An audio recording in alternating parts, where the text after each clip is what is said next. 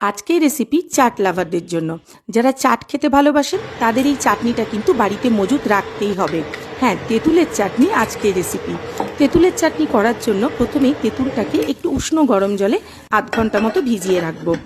তারপর অন্যদিকে চলে যাব মশলা রেডি করতে। এখানে নিয়েছি ধনে, জিরে, শুকনো লঙ্কা, গোলমরিচ। এটাকে ড্রাই রোস্ট করে নেব, তারপর ঠান্ডা করে সেটাকে মিক্সিতে বেটে নেব। তো যাই হোক, তারপর আমি অন্যদিকে তেঁতুলের কাঠটা হাতের সাহায্যে চটকেই বের করতে হবে, তাছাড়া অন্য কোনো পথ নেই। তারপরে সেটাকে ছেঁকে নিচ্ছি, তেঁতুলের বীজটা আর তেঁতুলের পাল্পটা যাতে আলাদা হয়ে যায়। তারপরে আমার সমস্ত তেঁতুলের পাল্পটা বের করা হয়ে গিয়েছে। অন্যদিকে মশলাও আমি মিক্সিতে বেটে নিয়েছি, মানে গুঁড়ো করে নিয়েছি আর কি।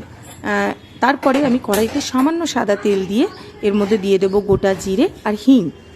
এটা দেওয়ার পরে দিয়ে দেব তেঁতুলের কাঠটা। তেঁতুলের কাঠটা দেওয়ার পরে সেটাকে একটুখানি নাড়িয়ে নেব। তারপরে এর মধ্যে আমি অ্যাড করব গুড়। আপনারা চাইলে চিনিও অ্যাড করতে পারেন। আর এখানে আমি দিয়ে দিচ্ছি সাদা নুন আর বিট নুন। বিট নুনটা অবশ্যই দেবেন, কারণ বিট নুন দিলে এটার একটা টেস্টটা একটা আলাদা মাত্রা আসে। তারপর ভালো করে আমি এটা খুন্তির সাহায্যে নাড়াতে থাকবো। আর দিয়ে দিচ্ছি এখানে গুড়। আমি এখানে ভেলি গুড় ব্যবহার করেছি, আপনাদের হাতের কাছে যে গুড় থাকবে সেটাই ব্যবহার করবেন। গুড় দিয়ে তারপর চাটনিটাকে, মানে তেঁতুলের কাঠটাকে ভালো করে নাড়তে থাকবো। একটু যখন ঠিক হয়ে আসবে তখন এর মধ্যে দিয়ে দেবো ভেজে রাখা মশলাটা।